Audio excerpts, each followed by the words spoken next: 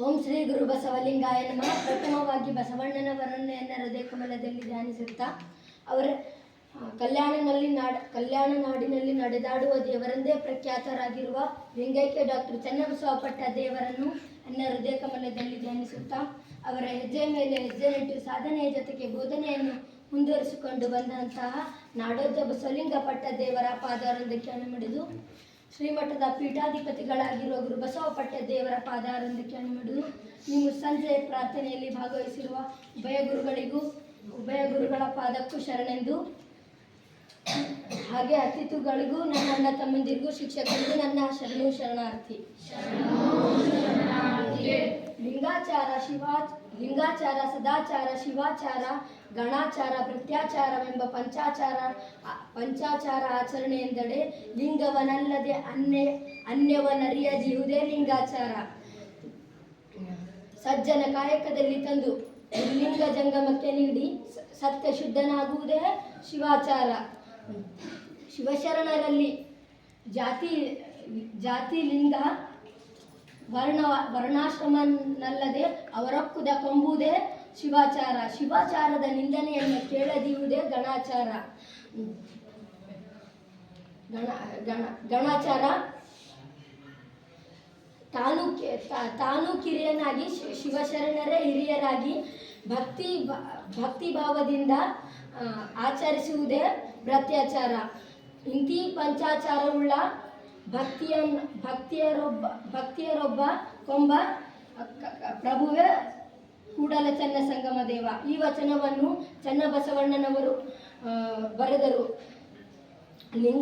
ಪಂಚಾಚಾರದ ಬಗ್ಗೆ ಈ ವಚನದ ಮೂಲಕ ಚನ್ನಬಸವಣ್ಣನವರು ತಿಳಿಸುತ್ತಾರೆ. ಲಿಂಗವನಲ್ಲದೆ ಅನ್ಯವನರಿಯದಿರುವುದೇ ಲಿಂಗಾಚಾರ. ನಾವು ಲಿಂಗನ ಬಿಟ್ಟು ಬೇರೆ ದೇವರನ್ನು ಪೂಜಿಸುವುದಿರುವುದೇ ನಮ್ದು, ಅದೇ ಲಿಂಗಾಚಾರ. ಸಜ್ಜನ ಕಾಯಕದಲ್ಲಿ ತಂದು ಗುರುಲಿಂಗ ಜಂಗಮಕ್ಕೆ ನೀಡಿ ಸತ್ಯ ಶುದ್ಧನಾಗುವುದೇ ಶಿವಾಚಾರ. ನಾವು ತನು ಮನ ಬಳಲಿಸಿ ನಾವು ಸತ್ಯ ಶುದ್ಧದಿಂದ ಕಾಯಕ ಮಾಡಿ ಗುರುಲಿಂಗ ಜಂಗಮಕ್ಕೆ ದಾಸೋಹ ಗುರುವಿಗೆ ಕಾಣಿಕೆಯನ್ನು ನೀಡುವುದೇ ಶಿವಾಚಾರ, ಸದಾಚಾರ. ಹಾಗೆಯೇ ಶಿವಾಚಾರದ ನಿಂದನೆಯನ್ನು ಕೇಳದಿರುವುದೇ ಅಂದ್ರೆ ನಾವು ಶರಣರಲ್ಲಿ ಯಾವುದೇ ತಪ್ಪನ್ನು ಕಂಡು ಬಂದಲ್ಲಿ ಅದನ್ನು ನಿಲ್ಲಿಸುವುದೇ ಗಣಾಚಾರ. ಶಿವಶರಣರಲ್ಲಿ ಯಾವುದೇ ಜಾತಿ ಧರ್ಮ ಭೇದ ಭಾವ ಕಾಣದೆ ನಾವು ಅವರು ನೀಡಿದ ಪ್ರಸಾದವನ್ನು ಪೂಜನೀಯ ಭಾವದಿಂದ ಸ್ವೀಕರಿಸುವುದೇ ಶಿವಾಚಾರ. ಪ್ರತ್ಯಾಚಾರ ಎಂದರೆ ಶಿವಶರಣರೇ ಹಿರಿಯರಾಗಿ ತಾನೇ ಕಿರಿಯನಾಗಿ, ಬಸವಣ್ಣನವರು ಹೇಳುತ್ತಾರೆ ಶಿವಶರಣರೇ ನಾನು ಕಿರಿಯ, ಶಿವಶರಣರು ಹಿರಿಯರು. ಅಂತಹ ಭಾವನೆ ಬಸವಣ್ಣನವರಲ್ಲೇ ಇದೆ. ಅಂತಹ ಭಾವನೆಯನ್ನು ನಾವು ಅಳವಡಿಸಿಕೊಂಡು ಜೀವನವನ್ನು ಮುಂದೆ ಸಾಗಿಸೋಣ ಎಂದು ಹೇಳುತ್ತಾ ಒಂದೆರಡು ಮಾತನಿಗೆ ವಿರಾಮ ನೀಡುತ್ತೆ.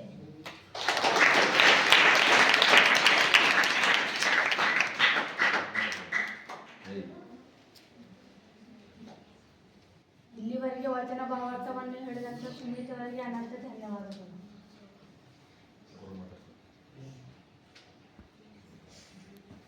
ಈಗ ಪ್ರಭುಲಿಂಗ ಗುರುಗಳವರ ಆಶೀರ್ವಾದ ವಾಣಿಯನ್ನು ನೀವೆಲ್ಲ ಆಲಿಸೋಣ.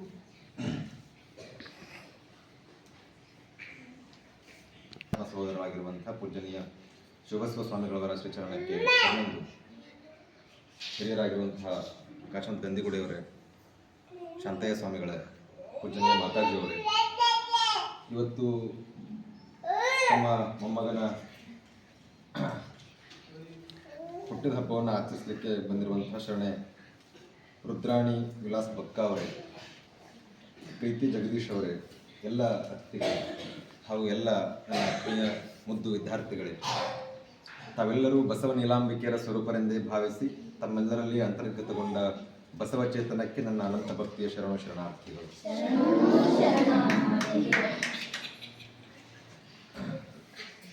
ಈಗ ಸುಮಿತ್ ಒಂದು ವಚನ ಹೇಳಿದರು,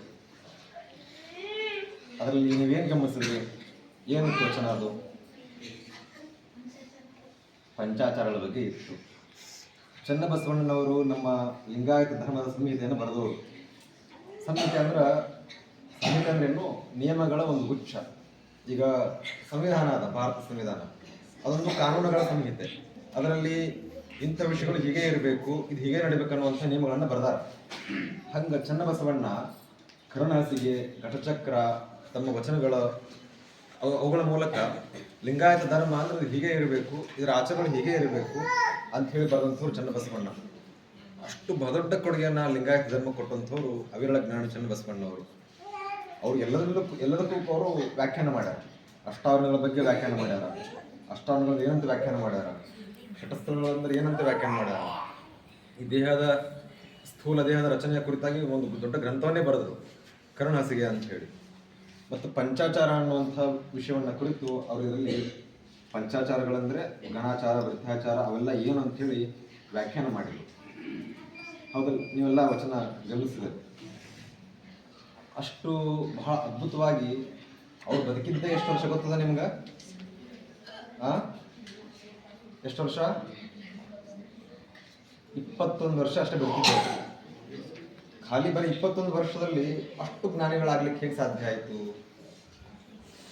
ಅಷ್ಟೊಂದು ಜ್ಞಾನವನ್ನ ಅವರೊಳಗಡೆ ಹೇಗೆ ತುಂಬಿಕೊಂಡ್ರು ಅವರು? ಯಾಕಂದ್ರೆ ಅವರು ಬೆಳೆದಂಥ ಪರಿಸರ ಆಗಿತ್ತು. ಸುತ್ತಮುತ್ತ ಎಲ್ಲ ಶರಣರೇ ಇದ್ರು. ಬಸವಣ್ಣನಂಥವ್ರ ಮಹಾನ್ ಪುರುಷ, ಅವರ ಆಶೀರ್ವಾದ ಅವ್ರಿಗೆ ಆಗಿತ್ತು. ಎಲ್ಲದಕ್ಕಿಂತ ಮುಖ್ಯವಾಗಿ ಅವರು ಗರ್ಭದಲ್ಲಿರುವಾಗಲೇ ಅವರಿಗೆ ಲಿಂಗಧಾರಣೆ ಮಾಡಿದ್ರು. ಗರ್ಭಸ್ಥ ಲಿಂಗಧಾರಣೆ ಅಂತ ಕರೀತಾರೆ.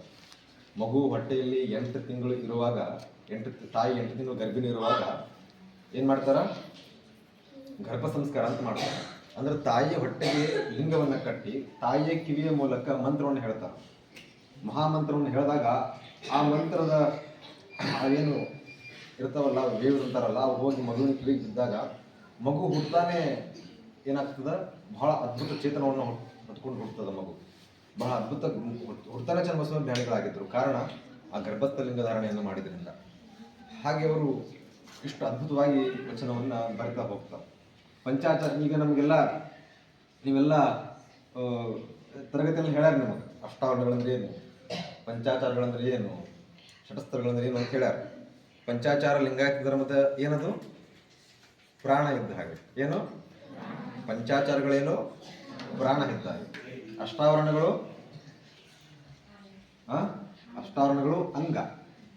ಮತ್ತು ಷಟಸ್ಥಲ ಅಂದ್ರೆ ಏನು? ಷಟಸ್ಥಲಗಳು ನಮ್ಮ ಆತ್ಮ ಇದ್ದಾಗ. ಇವು ಮೂರನ್ನ ಬಹಳ ಸರಿಯಾಗಿ ಇಡೀ ಲಿಂಗಾಯತ ಧರ್ಮ ಇರೋದೇ ಮೂರಲ್ಲಿ. ಪಂಚಾಚಾರಗಳು ಪ್ರಾಣ, ಅಷ್ಟಾವರಣಗಳೇ ಅಂಗ, ಷಟಸ್ಥಲಗಳೇನು? ಆತ್ಮ. ಇದು ಮೂರು ಬಹಳ ಮುಖ್ಯ.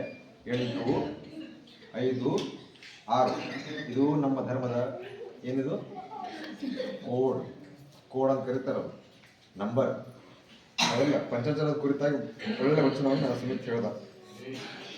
ಲಿಂಗಾಚಾರ, ಸದಾಚಾರ, ಶಿವಾಚಾರ, ಘನಾಚಾರ, ವೃದ್ಧಾಚಾರವೆಂಬ ಪಂಚಾಚಾರದ ಆಚರಣೆ ಎಂತೆಂದೊಡೆ. ಲಿಂಗವನಲ್ಲದೆ ಅನ್ಯವನ್ನರಿಯದಿರುವುದೇ ಲಿಂಗಾಚಾರ. ಮೊದಲನೇದಕ್ಕೆ ವ್ಯಾಖ್ಯಾನ ಹೇಳಿದ್ರು ಅವರು. ಲಿಂಗವನ್ನ ಬಿಟ್ಟು ಮತ್ತೊಂದನ್ನ ಪೂಜೆ ಮಾಡದೇ ಇರುವಂಥದ್ದೇ ಲಿಂಗಾಚಾರ. ನೀವೆಲ್ಲ ಕೊಳಲಿಂಗ ಹಾಕ್ಕೊಂಡಿರಿ, ಹೌದಲ್ವ? ಎಲ್ಲ ಹಾಕ್ಕೊಂಡಿರಲ್ಪ ಕೊಳಲಿಂಗ. ದಿನಕ್ಕೆ ಲಿಂಗ ಪೂಜೆ ಮಾಡ್ತೀರಲ್ಲ ಬೆಳಗ್ಗೆ, ಅಷ್ಟು ಮಾಡ್ಬೇಕಷ್ಟೆ. ಮತ್ತೆ ಲಿಂಗ ಪೂಜೆ ಮಾಡೋದ್ರ ಜೊತೆಗೆ ಹನುಮಂತರ ಗುಡಿಗೆ ಹೋದ, ಆ ಗುಡಿಗೆ ಹೋದ, ಈ ಗುಡಿಗೆ ಹೋದ ಅಂದ್ರೆ ನೀವೆಲ್ಲ ಏನು? ಲಿಂಗಾಚಾರಕ್ಕೆ ವಿರುದ್ಧ ನೋಡ್ಲಾಕತ್ತೀವಿ ಅಂತ ಅರ್ಥ, ಹೌದಲ್ಲ? ಲಿಂಗ ಹೆಂಗದ ನೋಡ್ಲಕ್ಕ ಹೆಂಗದ ಲಿಂಗ? ರೌಂಡ್ ಅದ ಇಲ್ಲ, ಗೋಳಾಕಾರದ ಇಲ್ಲ. ಅದು ಯಾವುದರ ಸಂಕೇತ ಅಂತಂದ್ರೆ ಅದು ಬ್ರಹ್ಮಾಂಡದ ಸಂಕೇತ. ಗೋಳಾಕಾರದ ಆಕಾರವಾಗಿ ಬಸವನವರು ಲಿಂಗ ಯಾಕೆ ಕೊಟ್ಟರು ಅಂತಂದ್ರೆ, ಈ ಬ್ರಹ್ಮಾಂಡ ಗೋಳಾಕಾರವಾಗದ. ಗೋಳಾಕಾರವಾಗಿರುವಂತಹ ಬ್ರಹ್ಮಾಂಡ ಇಲ್ಲಿ ನಮ್ಮ ಕೈಗೆ ಬಂದದ. ಅಂದ್ರೆ ನಿರಾಕಾರವಾಗಿರುವಂತಹ ಪರಮಾತ್ಮನ ಚೇತನ ಇದು ಸ್ವರೂಪವನ್ನು ಪಡೆದು ನಮ್ಮ ಕೈ ಬಂದದ. ಹಾಗಾಗಿ ಬ್ರಹ್ಮಾಂಡದೊಳಗಿರೋ ಲಿಂಗವನ್ನ ಪೂಜೆ ಮಾಡಿದ್ರೆ ಬ್ರಹ್ಮಾಂಡ ಈ ಭೂಮಿ ಮೇಲೆ ಅಷ್ಟೇ ಅಲ್ಲ, ಈ ಭೂಮಿ ಬಿಟ್ಟು ಇನ್ನೊಂದು ಭೂಮಿ, ಮತ್ತೊಂದು ಭೂಮಿ, ಬೇರೆ ಗ್ರಹ, ಎಷ್ಟೆಷ್ಟು ದೇವರುಗಳವಲ್ಲ, ಆ ಲಿಂಗ ಒಂದರಿಂದ ಇಷ್ಟು ಲಿಂಗವನ್ನು ಪೂಜೆ ಮಾಡಿದ್ರೆ ಇಡೀ ಬ್ರಹ್ಮಾಂಡದಾಗಿರುವಂಥ ಎಲ್ಲಾ ದೇವರಿಗೂ ಪೂಜೆ ಮಾಡ್ದಂಗೆ ಆಗ್ತದೆ. ಹಾಗಾಗಿ ಲಿಂಗವು ಪೂಜೆ ಮಾಡಿಬಿಟ್ರೆ ಸಾಕು, ಅದಷ್ಟು ಮಾಡಿಬಿಟ್ರೆ ಸಾಕು. ಲಿಂಗವನ್ನಲ್ಲದೆ ಮತ್ತೊಂದನ್ನ ಅರಿಯದಿರುವುದೇ ಏನು? ಲಿಂಗಾಚಾರ. ಸಜ್ಜನ ಕಾಯಕದಲ್ಲಿ ತಂದು ಗುರುಲಿಂಗ ಜಂಗಮದ ಮುಂದೆ ನೀಡಿ ಸತ್ಯಸಿದ್ಧನಾಗುವುದೇ ಸದಾಚಾರ. ಇನ್ನು ಸದಾಚಾರ, ಸದಾಚಾರ ಅಂದ್ರೆ ಏನು? ಅವನು ಮೊದಲು ಕಾಯಕ ಮಾಡಬೇಕು. ಶುದ್ಧ ಕಾಯಕ, ಬರೀ ಕಾಯಕ ಅಲ್ಲ, ಸತ್ಯಶುದ್ಧ ಕಾಯಕ ಮಾಡ್ತಿರ್ಬೇಕು. ಅಂದ್ರೆ ಆ ಕಾಯಕದಲ್ಲಿ ಪ್ರಾಮಾಣಿಕತೆ ಇರಬೇಕು. ಹೌದಿಲ್ಲ? ಪ್ರಾಮಾಣಿಕತೆ ಅಲ್ಲದೆ ಇರುವಂತಹ ಕಾಯಕವನ್ನು ಮಾಡಿ ತಗೊಂಡು ಬಂದು ನೀನು ಜಂಗಮ ದಾಸೋಹ ಮಾಡ್ತೀನಿ, ಗುರುವಿಗೆ ದಾಸೋಹ ಮಾಡ್ತೀನಿ, ಲಿಂಗಕ್ಕೆ ದಾಸೋಹ ಮಾಡ್ತೀನಿ, ಜಂಗಮಕ್ಕೆ ದಾಸೋಹ ಮಾಡ್ತೀನಿ ಅಂತಂದ್ರೆ ಅದು ದ್ರವ್ಯದ ಕೇಡು. ನಿನ್ನ ಹಣ ನಾಶ ಆಗ್ತದೆ, ನಷ್ಟ ಆಗ್ತದೆ ಹೊರತು ಅದರಿಂದ ಯಾವುದೇ ಫಲ ಸಿಗೋದಿಲ್ಲ. ಆ ಸತ್ಯಶುದ್ಧ ಪ್ರಾಮಾಣಿಕ ಕಾಯಕದಿಂದ ಮಾಡಿ ತಗೊಂಡು ಬಂದು ಗುರುಲಿಂಗ ಜಂಗಮ ದಾಸೋಹಕ್ಕೆ ಮಾಡಿದರೆ ಮಾತ್ರ ಏನಾಗ್ತದೆ? ಅದರಿಂದ ಫಲ ಸಿಗ್ತದೆ. ಅದಕ್ಕೆ ಬಸವಣ್ಣ ಹೇಳ್ತಾರೆ, ಪಾಪಿಯ ಧನ ಪ್ರಾಯಶ್ಚಿತಕ್ಕಲ್ಲದೆ ಸತ್ಪಾತ್ರಕ್ಕೆ ಸಲ್ಲದಯ್ಯ. ಅದು ಪಾಪದ ಹಣದಿಂದ, ಪಾಪದ ಕಾರ್ಯದಿಂದ ಮಾಡಿದಂಥ ಹಣ ಏನದಲ್ಲ, ಅದು ಪ್ರಾಯಶ್ಚಿತಕ್ಕೆ ಸಲ್ತದೆ ಹೊರತು ಸತ್ಪಾತ್ರಕ್ಕೆ ಅದನ್ನು ಕೊಡೋ ಹಾಗಿಲ್ಲ, ಕೊಡಬಾರದು. ಅಂದ್ರೆ ಕೊಡ್ಬೇಕಂದ್ರೆ ನಾವು ಮಾಡಿರೋ ಕಾಯಕದಲ್ಲಿ ಏನಿರಬೇಕು? ಪ್ರಾಮಾಣಿಕತೆ ಇರಬೇಕು, ಸತ್ಯ ಶುದ್ಧತೆ ಇರಬೇಕು. ಹಿಂಗೆ ಮೋಸ ಮಾಡಿ ಇನ್ನೊಬ್ಬರಿಗೆ ಕೆಡಕನ್ನು ಉಂಟು ಮಾಡಿ ತಗೊಂಡು ಬಂದು ಏನು ಗುರುಲಿಂಗ ಜಂಗಮ ದಾಸೋಹ ಕೊಡ್ತಾರಲ್ಲ, ಅದು ದ್ರವ್ಯದ ಕೇಳಷ್ಟೇ, ನಿಮ್ಮ ಹಣದ ನಷ್ಟ ಅಷ್ಟೇ. ಅದರಿಂದ ಯಾವುದೇ ಫಲ ಆಗೋದಿಲ್ಲ. ಇದನ್ನು ಮಾಡೋದೇನು? ಇದು ಯಾವ ಆಚಾರ?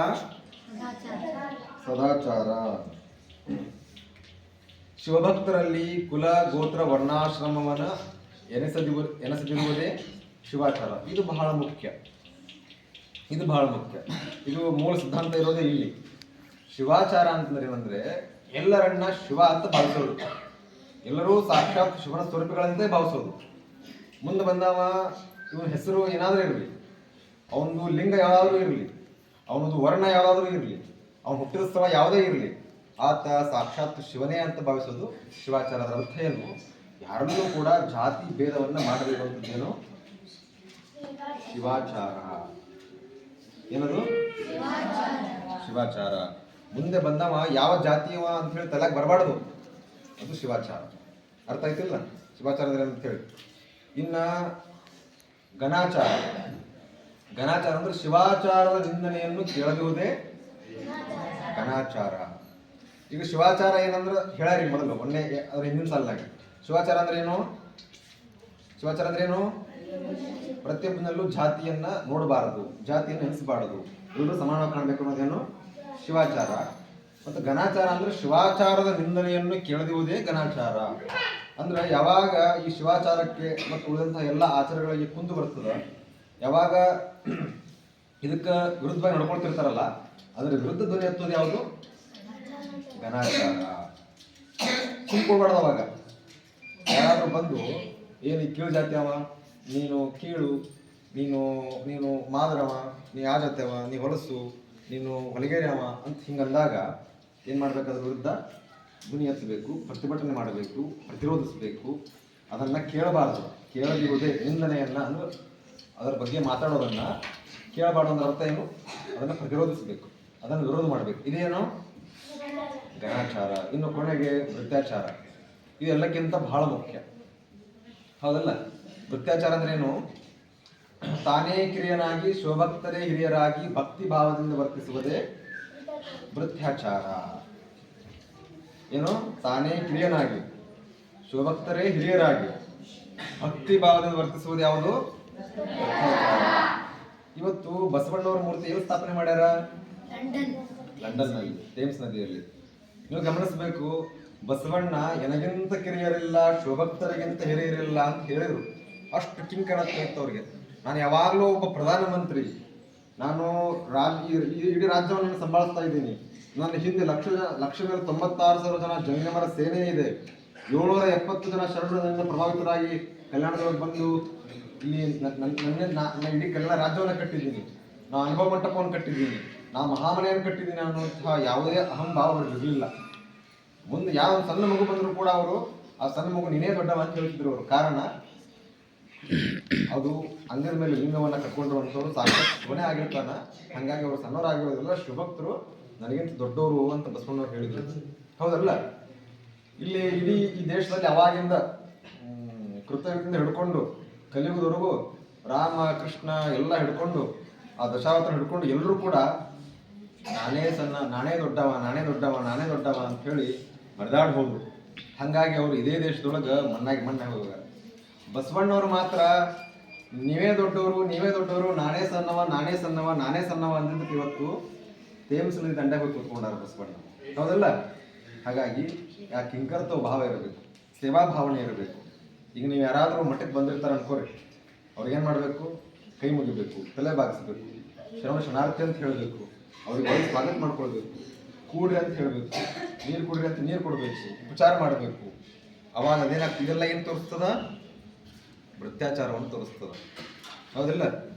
ಇವು ಇವು ಈ ಪಂಚಾಚಾರ ಯಾರು ಇರ್ತಾರಲ್ಲ, ಯಾರನ್ನು ಈ ಪಂಚಾಚಾರವನ್ನು ಅಳವಡಿಸ್ಕೊಳ್ತಾರಲ್ಲ, ಅವ್ರೇನಾಗ್ತಾರ? ನಿಜವಾದ ಲಿಂಗಾಯತರಾಗ್ತಾರೆ, ನಿಜವಾದ ಲಿಂಗ ಭಕ್ತರಾಗ್ತಾರೆ, ನಿಜವಾದ ಶರಣ ಧರ್ಮದ ಪರಿಪಾಲಕರಾಗ್ತಾರೆ. ನಿವಾಸಿಗಳಾಗಿರುವಂತಹ ಇವರಾಗಿರುವಂತಹ ಶರಣ ರುದ್ರಾಣಿ ವಿಲಾಸ್ ಬುಕ್ಕ ಅವರ ಮೊಮ್ಮಗ, ಪ್ರೀತಿ ಜಗದೀಶ್ ಬುಕ್ಕ ಅವರ ಮಗ. ಅವ್ರ ಹೆಸರು ಏನದ? ಯುಗ ಅಂತ ಅವ್ರ ಹೆಸರು. ಏನದ? ಯುಗ್. ಯುಗ್ ಯುಗ. ಈಗ ಬಸವಣ್ಣವ್ರಿಗೆ ಏನು ಕರೀತಾರೆ ಗೊತ್ತೇನು? ಯುಗದ ಉತ್ಸಾಹಿ ಅಂತ ಕರೀತಾರೆ ಬಸವಣ್ಣವ್ರಿಗೆ. ಅಂದ್ರೆ ಈ ಯುಗ ಏನಿತ್ತಲ್ಲ, ಈ ಯುಗದ ಉತ್ಸಾಹಿ ಬಸವಣ್ಣ ಅಂತ ಕಾರ್ಯಗಳನ್ನು ಮಾಡೋಂಥ ಬಸವಣ್ಣ. ಹಾಗಾಗಿ ಬಹಳ ಅದ್ಭುತವಾಗಿರುವಂತಹ ಹೆಸರದ ಯುಗ ಅಂತ ಹೇಳಿ. ಅವ್ರದ್ದು 1ನೇ ವರ್ಷದ ಹುಟ್ಟಿದ ಹಬ್ಬ ಅದ. ಹಾಗೆ ಅವರೆಲ್ಲ ನಿಮ್ಗೆ ಏನು ತಗೊಂಡಾರ? ಭಾಳ ಅಂತ ತಗೊಂಡಾರ. ಅವರು ಮನೆಯೊಳಗೆ ಮಾಡ್ಕೋಬೋದಾಗಿತ್ತು. ಮತ್ತೆ ಈಗೆಲ್ಲ ಎಲ್ಲ ಬರ್ತಡೇ ಮಾಡ್ಕೋತಾರೆ. ಈಗ ಪಬ್ನ್ಯಾಗ ಅಲ್ಲಿ ಇಲ್ಲಿ ಭಾಳ ಜೋರ್ದಾರ್ ಮಾಡ್ಕೋತಾರೆ ಬರ್ತಡೇ. ಈಗ ಕೆಲವೊಂದ್ಸಲ ರೋಡ್ನಾಗೂ ಮಾಡ್ಕೊಳತ್ತಾರೆ. ಈಗ ರೋಡ್ನಾಗ ಮಣಿ ದಿಕ್ಕಿಲ್ಲ, ಈಗ ರೋಡ್ನಾಗೆಲ್ಲ ಯಾರು ಮಾಡ್ತಾರೆ? ಮಣಿ ದಿಕ್ಕಿಲ್ದವ್ರಿಗೆ ಏನು ಮಾಡ್ತಾರೆ? ರೋಡಿಗೆ ಬಿದ್ದಿರ್ತಾರೆ. ಎಲ್ಲ ಇರ್ತದೆ, ಚಲೋ ಇರ್ತದೆ, ರೋಡ್ನಾಗ ಹೋಗಿ ಬರ್ತಡೇ ಮಾಡ್ಕೊತಾರೆ. ಅದೆಲ್ಲವನ್ನ ಮಾಡ್ದೇನೆ ಮತ್ತು ಕೇಕ್ ಕಟ್ ಮಾಡೋದು, ಅದನ್ನ ಮಖಕ್ಕೆ ಬಡಿಯೋದು, ವ್ಯರ್ಥ ಮಾಡೋದು, ಇವೆಲ್ಲ ಮಾಡ್ತಾರೆ. ಅಂಥದ್ರೊಳಗೆ ಇವರು ಈ ಮಠದ ಭಕ್ತರಾಗಿರೋದ್ರಿಂದ, ಚನ್ನಬಸವ ಪಟ್ಟದೇವರವರಿಗೆ ದೊಡ್ಡಪ್ಪರಿಗೆ ಸಂಸ್ಕಾರ ಕೊಟ್ಟೋದ್ರಿಂದ ಅದೆಲ್ಲವನ್ನ ಮಾಡದೆ ಒಬ್ಬ ಜಂಗಮನಿಗೆ ಉಳಿಸಿದ್ರೆ ಇಡೀ ಜಗತ್ತು ತೃಪ್ತಿ ಆಗ್ತದೆ ಅನ್ನುವಂಥದ್ದನ್ನು ಅವ್ರು ತಲೆಗೆ ಇಟ್ಕೊಂಡು ಇವತ್ತು ನೀವೆಲ್ಲ ಯಾರು? ನೀವೆಲ್ಲ ಜಂಗಮ ಸ್ವರೂಪಿಗಳು. ಹಾಗಾಗಿ ನಿಮಗೆಲ್ಲ ಬಾಳೆಹಣ್ಣ, ಅದು ಹುಟ್ಟದ ಹಬ್ಬ, ಅದು ನಿಮಿತ್ತ ಮಾತ್ರ, ಅದು ನೆಪ ಮಾತ್ರ. ನಿಮಗೆಲ್ಲ ಅವರು ಸಿಹಿಯನ್ನು ತಿನ್ನಿಸ್ಬೇಕು, ನಿಮ್ಗೆ ಉಳಿಸ್ಬೇಕು ಅನ್ನೋ ಉದ್ದೇಶನೇ ಅವ್ರದ್ದಿರೋದ್ರಿಂದ ಅವ್ರು ನಿಮಗೆಲ್ಲ ಬಾಳೆಹಣ್ಣು ತೊಗೊಂಡು ಬಂದಾರ. ಅವರಿಗೆ ನೀವೆಲ್ಲರೂ ಜೋರಾಗಿ ಒಂದು ಸರ್ತಿ ಚಪ್ಪಾಳೆಯನ್ನು ತಟ್ಟಿ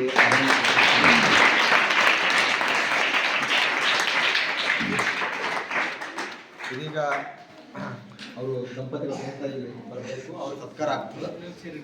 ಸೇರ್ ತಗೊಂಡು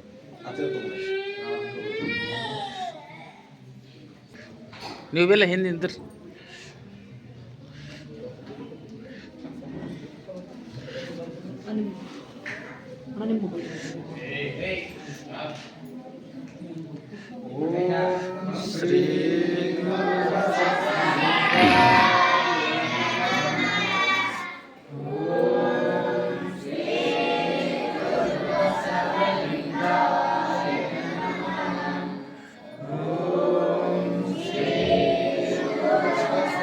ಭಸ್ಮಾಚರಿ ಗುರುಗಳೇ,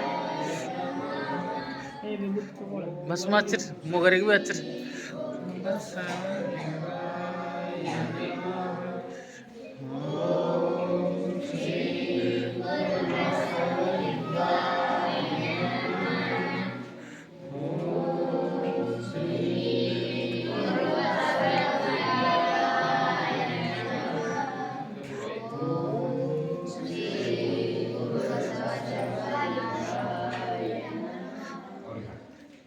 ಬಸವೇಶ ಭಕ್ತ ಜನ ಭಾಗ್ಯ ಶುಭೋದಯ ಅನಿಗೆ ಬೇಕ್ರಿ ಅಣ್ಣ,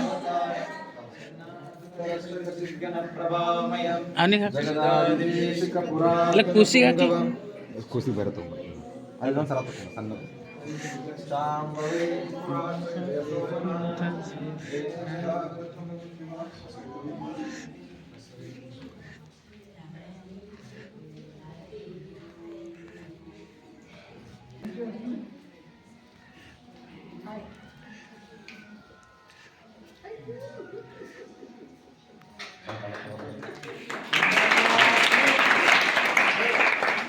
ಅಬ್ಬು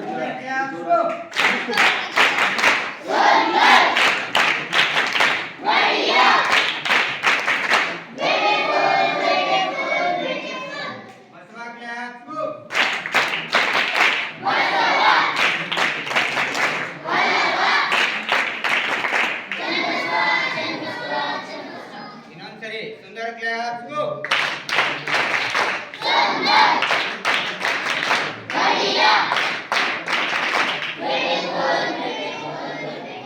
ದುರ್ಗಾ ಅವರಿಗೆ ಬರ್ತ್ಡೇ ಕ್ಲಾಪ್ಸ್ ಗೋ.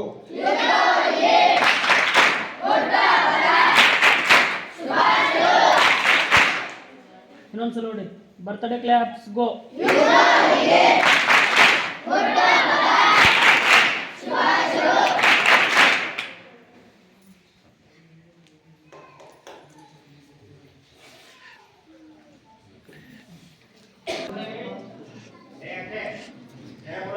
ಹಂಚ್ರಿ ಎಲ್ಲರೂ ಹಂಚ್ರಿ ತಗೋರಕ್ಕೋರ್ ನೀವು ಕೂಡ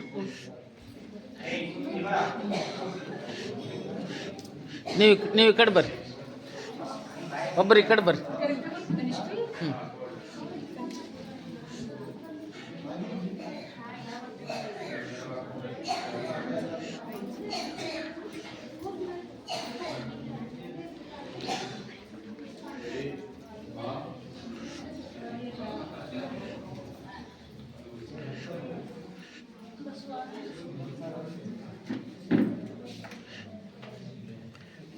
ಒಂದು ಲೈನ್ ಹಿಡ್ದು ಹೋರಿ ನೀವು ಒಂದು ಲೈನ್ ಹಿಡ್ದು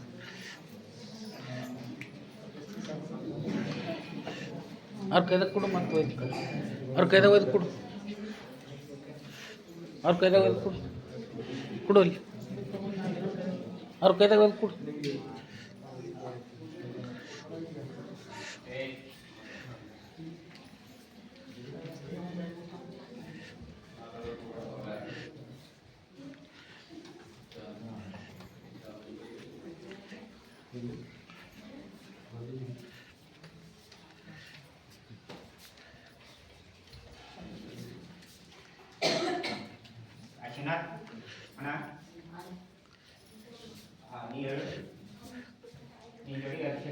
ಕೊಡ್ರಿ ಇವರಿಗೆಲ್ಲ ಕೊಡ್ರಿ ಆ ಕಡೆ ಕೊಡ್ರಿ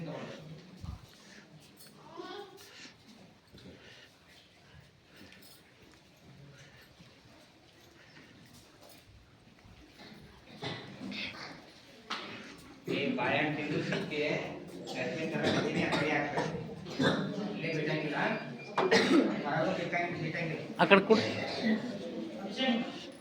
ಆ ಕಡೆ ಬರ್ರಿ ಆ ಕಡೆ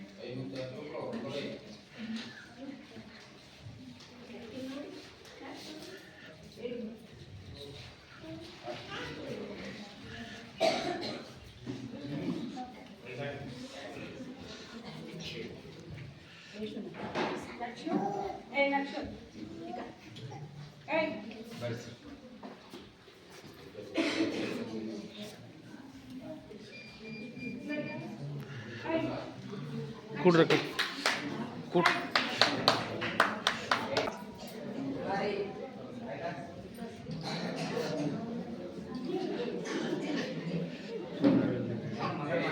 ಹಾಂ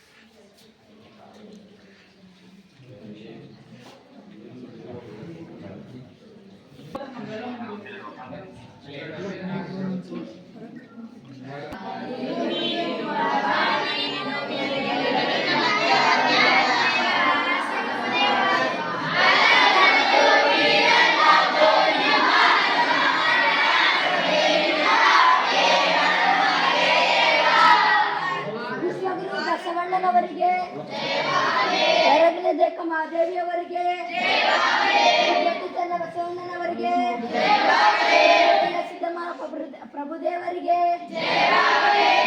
ಭೂತ ತತ್ವ ಅವರೆಲ್ಲ ದೇವರ ಮಕ್ಕಳೆಂಬ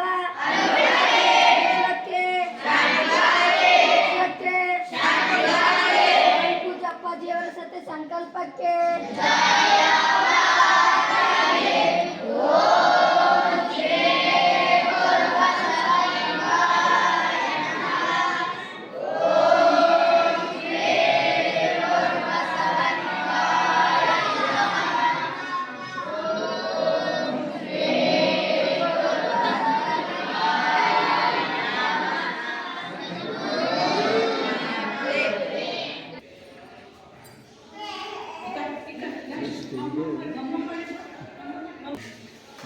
ನಮ್ಗೆ ಗೊತ್ತಿಲ್ಲ ನಿಮ್ಮ ಸ್ಟೇಟಸ್ ನೋಡಿ ನಮ್ಗೆ ಗೊತ್ತಿಲ್ಲ.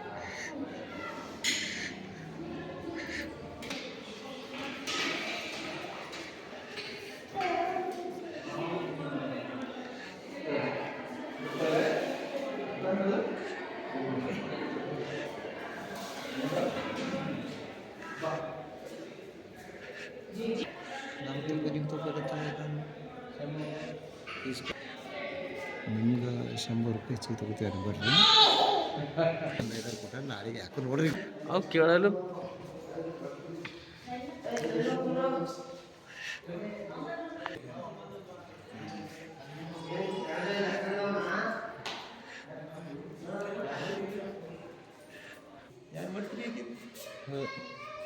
ಈಗ 40 40 छंजिक 40 80 क्विंटल हां ಯಾರ್ಯಾರು ಮಾಡುತ್ತೆ